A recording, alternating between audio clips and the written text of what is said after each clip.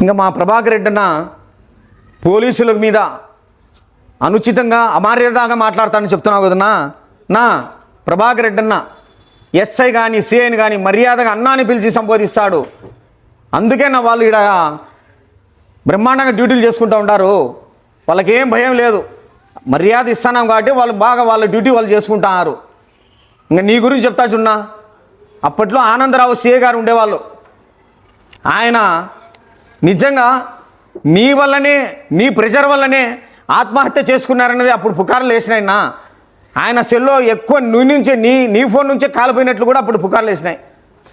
చాలా నెమ్మదస్తుడున్న ఆనందరావు, నీ వల్లనే ఆయన చనిపోయినట్లు వాళ్ళ కుటుంబం రోడ్డును పడినట్టు చెప్పుకుంటున్నారు. అదేవిధంగా అప్పటి ఎంఆర్ఓ మునివేలు గారు ఆయన మీ ఇంటికి పిలిపించి ఎట్లంటే ఎట్లా దుర్భాషలాడి కొట్టినావు కదన్నా. నువ్వు నీ పిల్లలు కొట్టినారు కదన్నా. మీ పిల్లల మీదకి ఏదో స్థలం రాపియలేదని, స్థలం ట్రాన్స్ఫర్ చేయలేదని కొట్టలేదా? అదేవిధంగా సచివాలయ ఉద్యోగులను ఒకరికి కొడితే అందరూ భయపడాలని మీ ఇంటికి పిలిపించుకొని మీ పెద్ద కుమారుడు కొట్టలేదా? ఆడ కార్యదర్శుల మీద, అంటే స్త్రీ కార్యదర్శులు, మహిళా కార్యదర్శుల మీద ఎట్టంటే అట్లా నానా తిట్టినాడు కదన్నా. ఈ సంస్కృతి నీ దగ్గర పెట్టుకుని మా ప్రభాకర్ రెడ్డి గురించి చెప్తాం ఏందన్నా? ఇంకా పవన్ కుమార్ రెడ్డి గురించి మాట్లాడుతున్నావన్నా. ఏంది నా పవన్ కుమార్ రెడ్డి ఆడ, నువ్వు ఆడన్నా? ఆయన ఒక్కసారి కానీ ప్రజాప్రతినిధిగా గెలవలే, ప్రజాప్రతినిధిగా అయినా కానీ అనంతపురం జిల్లాలోని అనేక గ్రామాల్లో చిన్న చిన్న నీటి సమస్యలు కానీ, నిరుద్యోగ యువతకు ఉద్యోగాలు ఇప్పించడంలో కానీ ఆయన పలుకుబడి చేసినాడు నా. ఇట్లా బాలీవుడ్ తీసుకుంటే సల్మాన్ ఖాన్ నుంచి టాలీవుడ్ తీసుకుంటే రామ్ చరణ్ వరకు ప్రతి ఒక్కరూ సుపరిచితులే, సన్నిహితులే పవన్ కుమార్ రెడ్డి నాకు.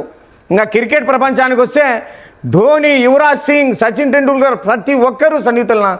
ఆయన గురించి మనం ఏందినా మాట్లాడేది? ఆయన హంసలాంటున్నా. నీ కొడుకులు మాదిరి వద్దులేనా, నీ కొడుకులు మనం బురద, ఆయన హంసలో ఉండే మంచినీటిలో ఉండే హంస, ఇంకా మనం బురదలో ఉండే ఇంకా మనం చెప్పుకోకూడదు. ఇంకా నీ కొడుకు వ్యసనాల గురించి సాయి ప్రతాప్, నీ రెండో కొడుకు, పొద్దు నుంచి స్టార్ట్ చేస్తే తాగడం, సాయంత్రం వరకు తాగుతాడని నేనైతే చూడలేదన్నా, మేము కూడా ఎవరు చూడలే. మీ కార్యకర్తలే చెప్పినారు తాగడము, ఇంకా ఎటువంటి అంటే ఇంకా ఏమంటే చేయడము, మీ కార్యకర్తలకి ఇబ్బంది పెట్టడము. ఇంకా వాళ్ళు చెప్పేది కంటే ఎక్కడంటే అక్కడ గుడ్డలు అయిపోయి వస్తాడనేది కూడా వాళ్ళు చెప్పినారు. ఇంకా అదైతే మేమైతే చూడలేదు, మీ కార్యకర్తలు చెప్పిండేదే. ఇంకా మన పవన్ కుమార్ రెడ్డి గారిని ఎత్తి చూపేటప్పుడు మనం గురించి మనం ఆలోచించుకోవాలన్నా. ఇంకా అనంత వెంకటరామరెడ్డి గారిని చెప్తావు. అనంత వెంకటరామరెడ్డి దయవల్లే జేసీపీఆర్ వాళ్ళు, జేసీ ఫ్యామిలీ వాళ్ళు రాజకీయంగా, ఆర్థికంగా నిలదొక్కుని చెప్తా. అప్పట్లో ప్రతి ఒక్క పాత కాంగ్రెస్ లీడర్కి అడుగు. పెద్ద ఆయన జేసీ దివాకర్ రెడ్డి గారి చేతిలో 75 నుంచి 100 మంది ఎమ్మెల్యేల చేతిలో ఉంటారనేది అప్పుడు అనుకుంటా అంటారు. ఏనా నిజమా కాదా? ఎవరిని అడిగినా చెప్తారు. వాళ్ళకేంది రాజకీయంగా మనం అండదండలు ఇచ్చేది? వాళ్ళ భిక్ష వల్ల, వాళ్ళ రాజకీయ భిక్ష వల్ల అనేక మంది లీడర్లు అయినారు, మంత్రులైనారు. ఇది యావత్ ఆంధ్రప్రదేశానికి, ఉమ్మడి ఆంధ్రప్రదేశ్కి తెలుసు. ఇంకా అనంతపురం జిల్లాలో ప్రతి ఒక్కరికి తెలుసు. జేసీ ఫ్యామిలీ వల్లనే అనంత వెంకటరామరెడ్డి ఫ్యామిలీ రాజకీయంగా నిలదొక్కున్నారు. మళ్ళీ నువ్వు అనంత వెంకటరామరెడ్డి వల్ల వీళ్ళు అంటావు. అన్ని అబద్ధాలు మాట్లాడుతాను. నోట్లో ఏం మాట్లాడితే అదంతా అబద్ధమే. ఇంకా మా ప్రభాకర్ రెడ్డి అన్న ఇంట్లోకి వచ్చినావు. ఆయన గారు ఇంట్లో లేనప్పుడు నువ్వు నీ గూండా అనుచరులతో, మారణాయుధాలతో వచ్చినావు.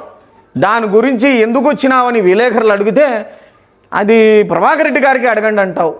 ఏందిన్నా? ఆయన పిలిచినారా నీకు? పిలవని పేరంటానికి వచ్చిండేది నువ్వు, మారణాయుధాలతో వచ్చిండేది నువ్వు. ఎందుకు వచ్చినావు నువ్వు చెప్పాలా కానీ ప్రభాకర్ రెడ్డి అన్న ఎందుకు చెప్తాడన్నా? నీకు ధైర్యం లేదా? వదిలేయి. ఎందుకు వచ్చినా చెప్పే ధైర్యం లేదు కదా, వదిలేయి. అంతే కదా. మళ్ళీ ప్రభాకర్ రెడ్డి అని చెప్పమంటావా?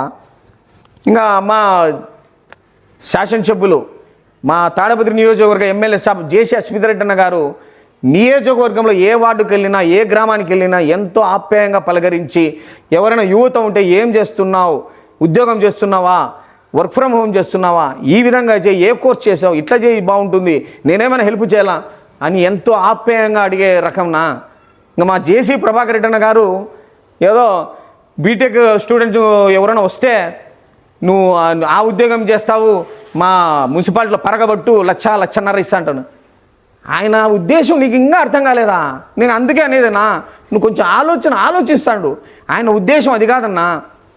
1,00,000 కాదు 2 లక్షలు ఇచ్చినా పాకి పని చేసే వాళ్ళు, మున్సిపాలిటీలో కసువు నీకే వాళ్ళు కరువైనారు కాబట్టి మన ఇంటి పరిసరాలు మనం పరిశుభ్రంగా మనమే ఉంచుకోవాలా, అపరిశుభ్రం చేసుకుంటే పని చేసే వాళ్ళు లేరు అనే చెప్పడానికి అంత కటుగా మాట్లాడుతున్నా. ఆయన కటుగా ఉన్నాడు కాబట్టే, ఆయన కఠిన నిర్ణయాలు తీసుకున్నాడు కాబట్టే 2006 నుంచి ఇప్పటి వరకు తాడపత్రి మున్సిపాలిటీ ఏదో ఒక రకంగా జాతీయ స్థాయిలో రాష్ట్ర స్థాయిలో అవార్డులు పొందుతూనే ఉంది నా, గత 5 ఏళ్ళు తప్ప. అది కూడా గుర్తుంచుకో. ఇంకా ఆరోగ్యం పట్ల మాట్లాడతావు, మా ప్రభాకర్ రెడ్డి అన్న ఆరోగ్యం గురించి నా, ఆయన 75 ఏళ్ళు అయినా కానీ పొద్దున్నే లేచి మా తాడిపత్రి మున్సిపాలిటీ కానీ తాడిపత్రి నియోజకవర్గం కానీ మా తెలుగుదేశం పార్టీ కార్యకర్తల గురించి పట్టించుకునే ఉంటాడు, ఏదో ఒకటి చేస్తూనే ఉంటారు. ఆయన బ్రహ్మాండంగా ఉంటారన్నా. ఆ బ్రహ్మాంబిక మల్లికార్జున స్వామి దీవెనల వల్ల మా తాడిపత్రి ప్రజల అండతో ఆయన ఆరోగ్యంగా ఉంటారు కూడా. ఎట్టొచ్చి ఇక మా బాస్ ఆరోగ్యం గురించి పట్టించుకుంటా, నీ ఆరోగ్యం నువ్వు పట్టించుకోవడం లేదన్నా. దాని గురించి ఆలోచించు. మొన్న ఏదో నువ్వు కొద్దిగా నీరసంగా పడిపోయినావని మా మీడియా మిత్రులు చెప్తే విన్నాన్నా. నీ ఆరోగ్యం జాగ్రత్త అన్న. కావాలంటే హైదరాబాద్ వెళ్ళి బాగా చూయించుకో. ఇప్పుడేమి ఎలక్షన్లు లేవు, ఎలక్షన్ల ముందు వచ్చినా ముందు ఆరోగ్యం కాపాడుకున్నా, దయచేసి ఆరోగ్యం కాపాడుకో. ఈ వీడియోలో మా ప్రభాకర్ రెడ్డి అన్న గురించి ఒకటి చెప్పినావు, నన్ను పిచ్చి పెట్టింది మెంటల్ పెట్టింది అని.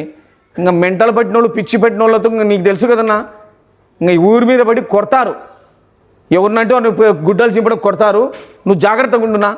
ఆయన ప్రభాకర్ రెడ్డి అన్న గారు ఏమైనా నీ మీదకి వచ్చి నీ ఇంట్లో మీద దాడి చేసి నిన్ను కొట్టినా మనం ఆశ్చర్యపోవాల్సిన అసలు, ఎందుకంటే మెంటల్ కదా నువ్వు చెప్పినట్లు. కాబట్టి నువ్వు జాగ్రత్తగా ఉండు. ఇంకా వీలైతే నువ్వు తిమ్మపల్లి చేరుకున్నా, ఇక్కడ వద్దు. ఎందుకంటే ఆయనకు మెంటల్ వచ్చింది కదా, ఆయనకు తిక్క పెట్టింది, దానికి కేసు కూడా ఉండదు. నువ్వు మనకి జాగ్రత్తగా ఉండి మీ తిమ్మపల్లి చేరుకుంటావో లేక జాగ్రత్తగా ఉండున్నా. నా అబద్ధాలు మానుకొని సత్యాలు మాట్లాడడం నేర్చుకో. ఏదైనా మాట్లాడాలంటే ప్రూఫ్తో రా. మేము ఇట్లా ప్రూఫ్తో వస్తాం కదా, నువ్వు కూడా ప్రూఫ్తో రా. ఏ దానికైనా సిద్ధంనా, మేము ప్రూఫ్తో వస్తాం. అట్లే మీడియా మిత్రులకు కూడా ఒకటి అంటున్నాను నేను, దయచేసి మేము ఏం మీడియాలో ఏమి ఇచ్చినా కానీ విత్ ప్రూఫ్స్తో వస్తాము, ప్రూఫ్స్ లేనిది మాట్లాడము. అదేవిధంగా పెద్దారెడ్డిని కూడా ఏమైనా మాట్లాడితే మా గురించి ఏమైనా ఎత్తి చూపితే వీళ్ళు ప్రూఫ్స్ అడగండి నా, దయచేసి ప్రూఫ్స్ అడిగి మీరు వీడియోలు తీయండి, మీరు వైరల్ చేయండి. దయచేసి ప్రూఫ్స్తో రండి అని చెప్పి నేను మిమ్మల్ని వినవి చేసుకుంటున్నా. థ్యాంక్ యూ అన్న.